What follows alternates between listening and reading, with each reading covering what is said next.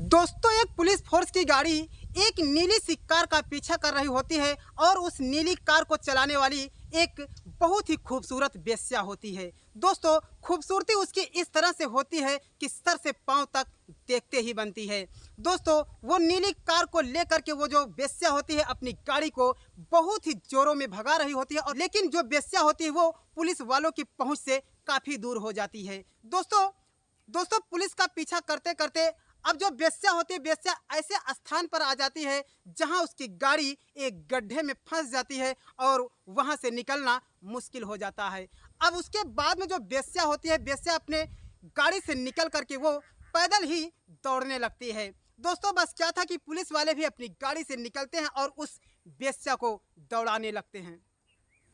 दोस्तों, वेश्या दौड़ते दौड़ते एक गरीब की झोपड़ी में जाती है। उस गरीब की झोपड़ी में एक बूढ़ा व्यक्ति और एक बूढ़ी माँ और एक खूबसूरत कुंवारी लड़की रो रही होती है। दोस्तों, तीनों को रोते देख करके वो वेश्या उनके झोपड़ी के अंदर जाती है और कहती है कि आप लोग क्यों रो रहे हो। उसके बाद में जब वो लोग अपनी दास्तान बताते हैं तो जो वेश्या होती है, वेश्या के पैरों तले जमीन खिसक जाती है। दोस्तों, उसके बाद में वेश्या उनके मदद के लिए कई लाख रुपए देती है। दोस्तों, उसके बाद में वो वेश्या उन लोगों से कहती है कि तुम लोग मुझे छुपा लीजिए, मुझे पुलिस पकड़ने वाली है। दोस्तों, उसके बाद में पुलिस वहां पर पहुंच ही जाती है और उसके बाद में खोजबीन करने के बाद पुलिस उस झोपड़ी तक पहुंचते हैं और उस वेश्या को गिरफ्तार कर लेते हैं। दोस्तों, उस झोपड़ी के अंदर जो बूढ़ा व्यक्ति और जो बूढ़ी महिला होती है और जो एक कुंवारी लड़की होती है, तीनों लोग पुलिस के कदमों में गिर जाते हैं, लेकिन पुलिस उस वेश्या को नहीं छोड़ती और उस वेश्या के हाथों में हथकड़ी लगा करके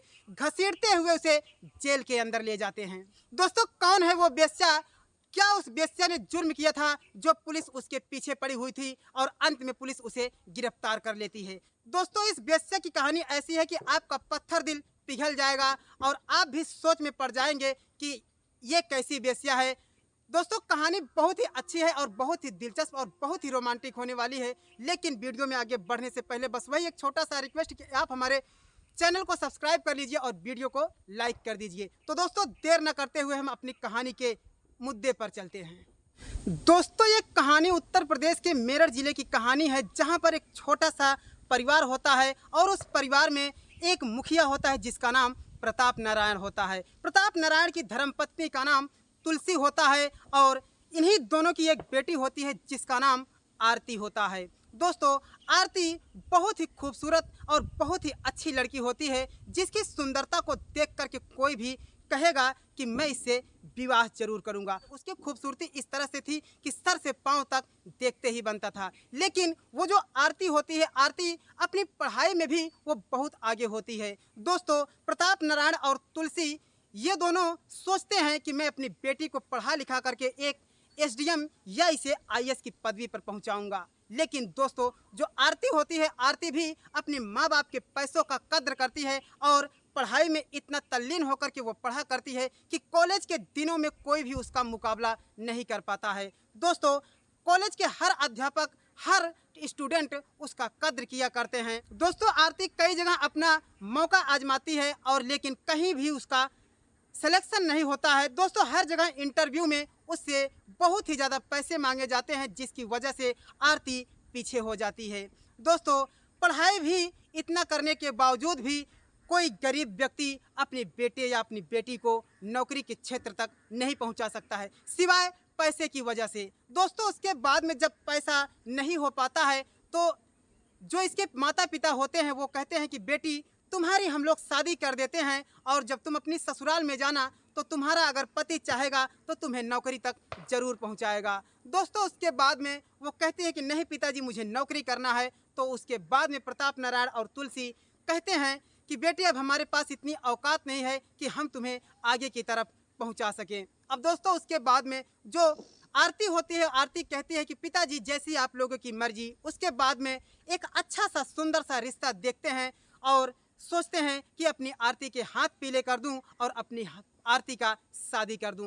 दोस्तों, इसी तरह से रिश्ता कायम हो जाता है और वो समय भी आता है कि आरती के द्वार पर जब बारात आती है तो चारों तरफ खुशियों का माहौल छाया रहता है। दोस्तों, ऐसे ही खुशियों का माहौल चल रहा होता है, तभी वो घड़ी भी आती है जब आरती के मांग में वो दूल्हा सिंदूर डालने वाला होता है। तभी सिंदूर डालने से पहले जो दूल्हा होता है वो कहता है कि पिताजी, सिंदूर डालने से पहले मेरी एक ख्वाहिश है कि मैंने कहा था कि मैं अपनी शादी में एक अच्छी सी कार लेना चाहता हूँ। अब दोस्तों उसके बाद में यहीं पर वो दूल्हा जिद कर लेता है कि मुझे कार चाहिए, लेकिन जो आरती का बाप होता है प्रताप नारायण कहता है कि बेटा, मैं अपनी पगड़ी को तुम्हारे पैरों पर रखता हूँ, हमारे पास इतनी औकात नहीं है कि मैं तुम्हें एक अच्छी सी कार दे सकूँ।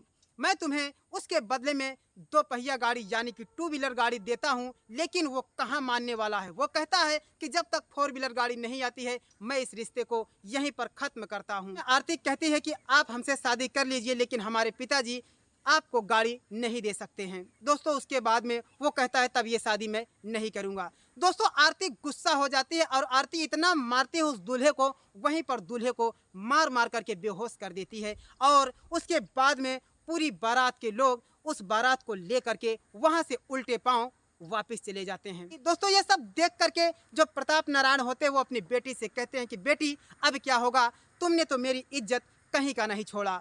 दोस्तों उसके बाद में वो आरती कहते हैं कि पिताजी, जो इंसान हैवान हो, जो सिर्फ पैसे की भूख रखता है, मैं ऐसे घर में नहीं जाना चाहती हूँ। उसके बाद में प्रताप नारायण कहते हैं कि बेटी अब मेरा क्या होगा। वो कहते हैं कि पिताजी, एक बाप अपनी बेटी को हमेशा के लिए सौंप देता है और बदले में कुछ पैसे भी देता है, दहेज भी देता है, लेकिन दहेज के भेड़िए खुश नहीं रहते हैं, तो मुझे शादी ही नहीं करना है। दोस्तों किसी तरीके से रो रो करके रात गुजरती है, लेकिन रात में ही आरती उस घर को छोड़ करके बिना बताए उस घर से हमेशा के लिए निकल जाती है।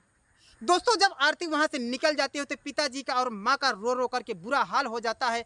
पूरे परिवार के लोग और पूरे गांव के लोग उस पर हंस रहे होते हैं कि बताओ इसकी बेटी इसका नाक काट के चली गई। दोस्तों अब जो आरती होती है दिल्ली की गलियों में भटकने लगती है और जा जा करके वहाँ पर वो काम ढूंढने लगती है। दोस्तों तभी वो देखते हैं कि आईएएस की वैकेंसी निकली है और वो उस वैकेंसी को देखती है। तो और उसके बाद में उस इंटरव्यू में जब देने जाती है, दोस्तों उसके बाद में जो वहाँ पर इंटरव्यू लेने वाला अधिकारी होता है, जब आरती को सर से पांव तक देखता है तो मस्त हो जाता है। कहता है कि तुम्हारी खूबसूरती को देख करके मैं मचल गया हूँ, अगर तुम मेरे साथ एक रातें बिता दो तो मैं तुम्हें आईएएस की पदवी पर पहुँचा दूंगा। दोस्तों यह सुन करके आरती उसे एक थप्पड़ जोरदार से मार देती है और कहती है कि नहीं करना है मुझे आईएएस की नौकरी, मैं कहीं जा करके मर जाऊंगी, लेकिन मैं ऐसे कदम नहीं उठाऊंगी। अब दोस्तों उसके बाद में जो आरती होती है जहां पर जाती है तो आरती का जो हुस्न होता है, आरती का जो शरीर होता है, जो आरती का चेहरा होता है, जो मुखड़ा होता है,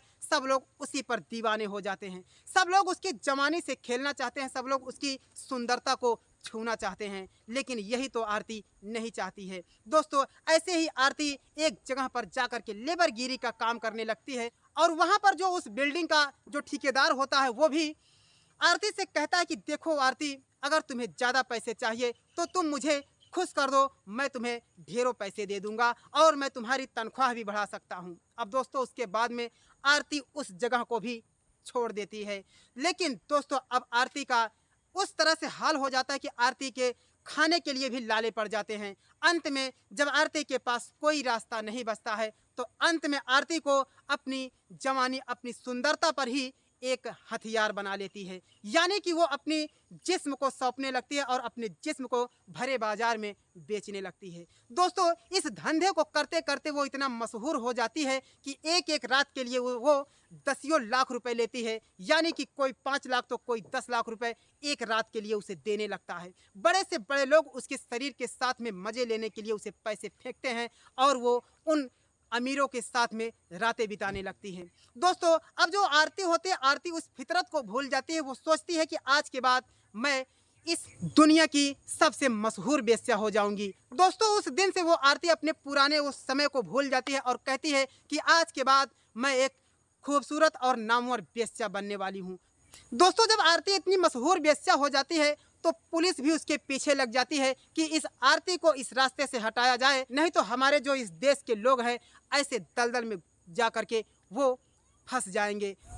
दोस्तों उस दिन से आरती को मज़ा आ जाता है, आरती बहुत ही ढेरों पैसे कमाती है और उस दिन से उसका यही फितरत हो जाता है कि मैं आज के बाद सबसे मशहूर वेश्या हूँ। दोस्तों वो इतना आगे जाती है कि बहुत ही बड़ी वेश्या बन जाती है और कई लाख रुपए लेती है और अमीर लोगों के पैसे लेकर के अमीर लोगों की रातें रंगीन करने लगती है। दोस्तों उस दिन से वो शादी का ख्याल अपने दिल से निकाल देती है और ज़िंदगी के पहलू को भूल जाती है कि मैं आज के बाद मैं लोगों की रातें रंगीन करूंगी और उसके बदले में जो पैसे मिलेंगे मैं गरीबों में दान करूंगी। मैं उन बेटियों के शादी करूंगी, मैं उन लड़कियों की शादी करूंगी जिसके शादी में रुकावट होगी, जिसके शादी में ढेरों पैसे लगेंगे, जिसकी शादी में दहेज मांगने वाले भेड़िए आएंगे। मैं उन भेड़ियों के मुंह को भर दूंगी पैसे से और उस दिन से उस आरती का यही फितरत हो जाता है।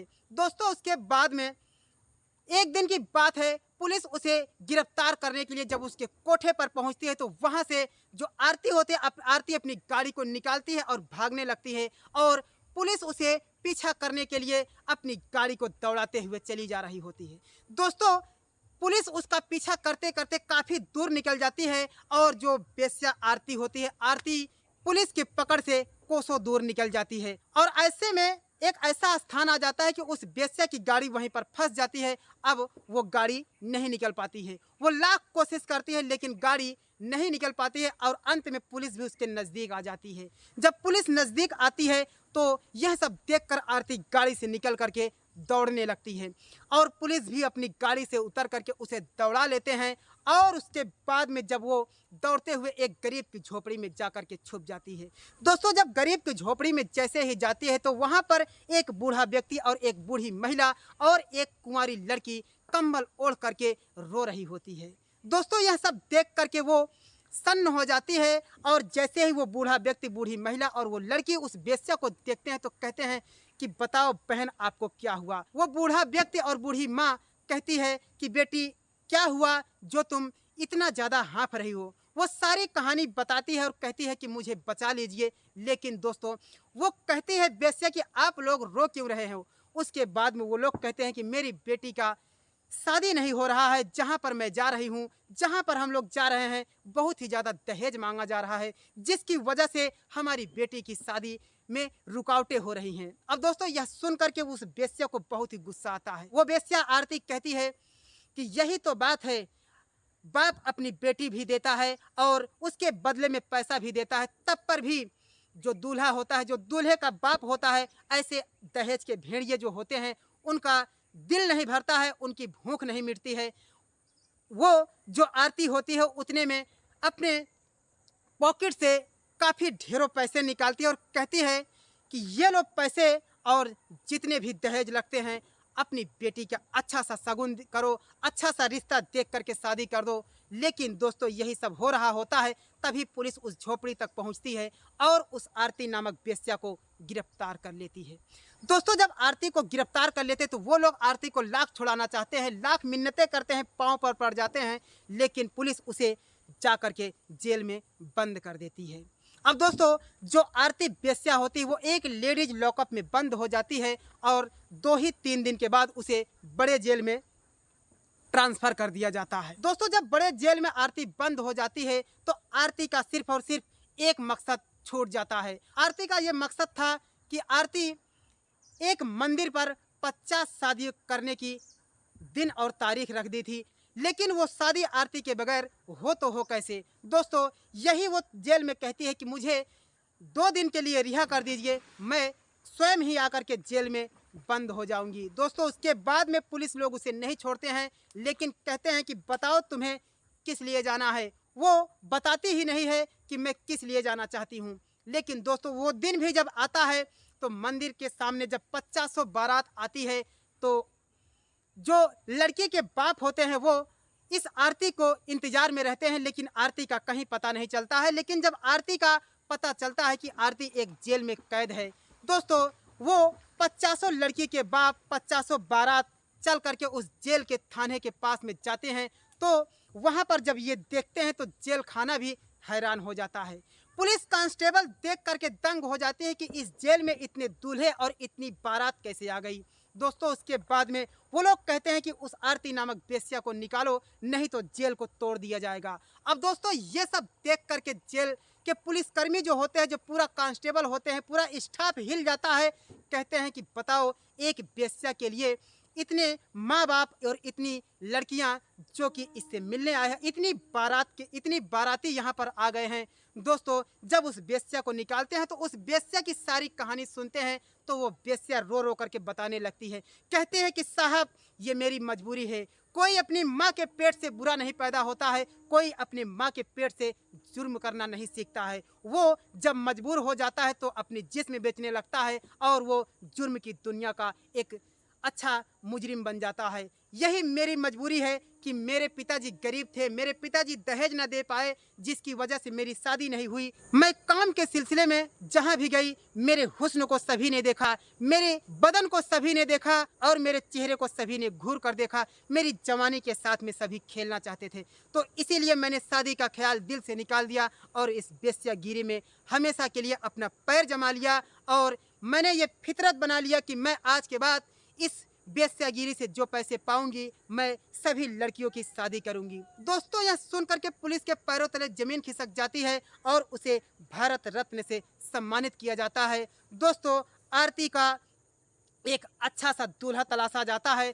और उसके बाद में आरती का उसी दिन से शादी कर दिया जाता है और कहते हैं कि बेटी आज के बाद में इस वेश्यागिरी को तुम छोड़ दो और अपनी घर गृहस्थी बना लो। दोस्तों उसके बाद में पुलिस भी हैरान हो जाती है कि बताओ एक वेश्या का काम करने के बावजूद वेश्या के पीठ पीछे ये इतना अच्छा काम करती है कि पुलिस उसे मजबूरन उस जेल की हवालात से हमेशा हमेशा के लिए रिहा कर देते हैं। तो दोस्तों ये थी हमारी कहानी। अगर कहानी जरा भी अच्छी लगी हो तो हमारे इस चैनल को सब्सक्राइब कर लीजिए और वीडियो को लाइक कर दीजिए। फिर मिलते हैं किसी नेक्स्ट वीडियो के साथ। तब तक के लिए हर शहर की कहानी से सागर को दीजिए इजाज़त। जय हिंद, वंदे मातरम।